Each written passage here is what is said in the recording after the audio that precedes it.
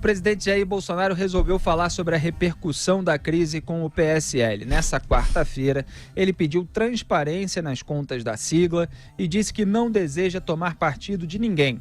Bolsonaro criticou o jornal O Globo, que não destacou na capa a medida provisória do 13º pagamento do Bolsa Família.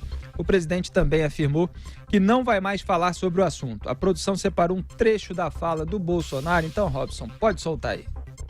Não tenho falado nada do PSL, zero. E o tempo todo fofoca que eu estou elegendo traidores para lá, traidores para cá. O partido está com a oportunidade de se unir na transparência. Não tem um lado A nem um lado B. O presidente falou em transparência, eu falei sim em transparência. Então vamos mostrar as contas e não ficar, como a gente vê notícias por aí, de expulsa de lá, tira da comissão, vai retalhar. O partido tem que fazer a coisa que tem que ser feita, normal, não tem que esconder nada. Eu não quero tomar partido de ninguém, tá? Agora, a transparência faz parte o dinheiro é público. Devo ao partido, sim, a minha eleição sem partido. Eu sei que tinha outros partidos à disposição também, mas não é, a briga não é essa. É transparência, mostrar para onde está indo o dinheiro, coisa simples.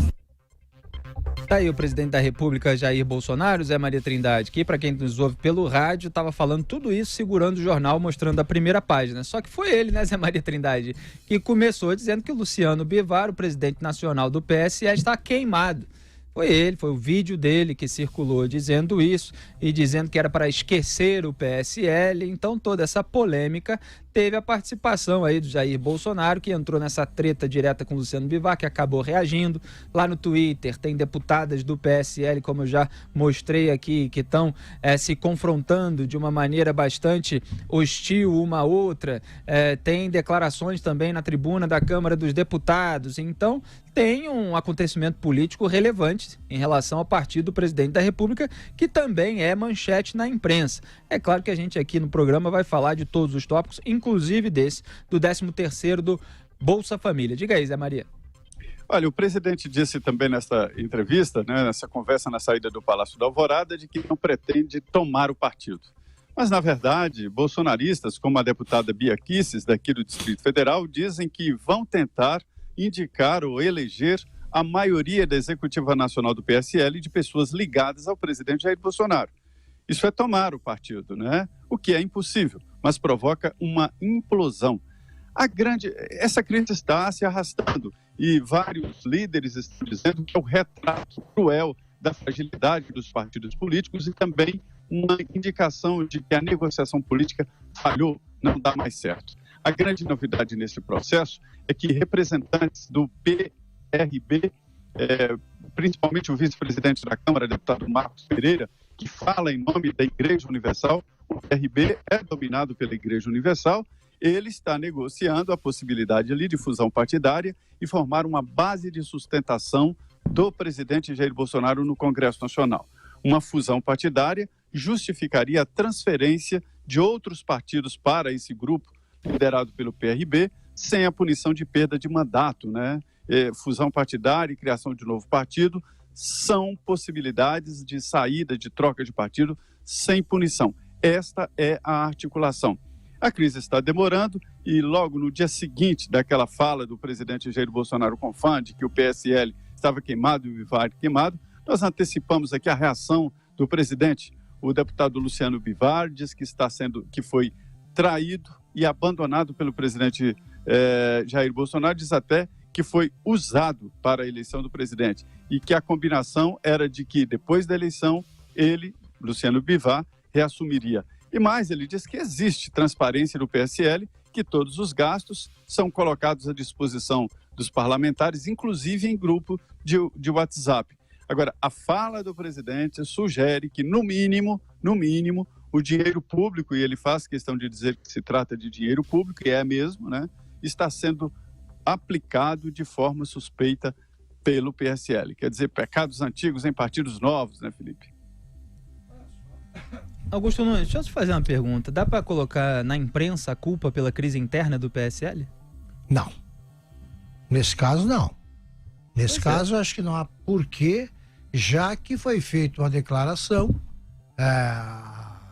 claramente hostil ao PSL, a imprensa noticiou e aí começou a investigar E até pelo tom da entrevista tá claro que as coisas estão ruins.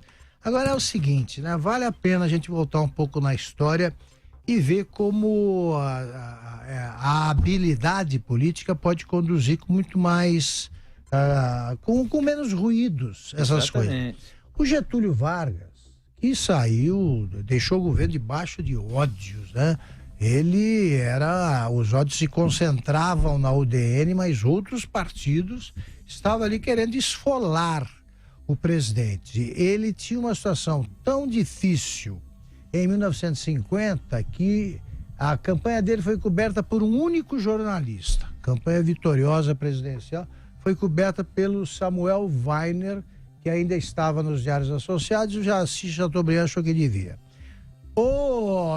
A candidatura do brigadeiro Eduardo Gomes era coberta por todos os jornais. Bom, o que fez Getúlio durante a preparação da candidatura?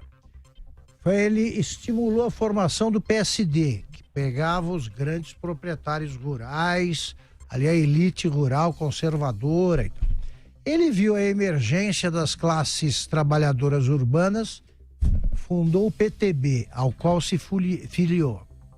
Então o Getúlio, ele conseguiu algum tipo de governabilidade por juntar duas tendências que normalmente não estariam do mesmo lado, pela habilidade e por não querer confusão. Bastava o UDN e outros partidos que se opunham igualmente a ele.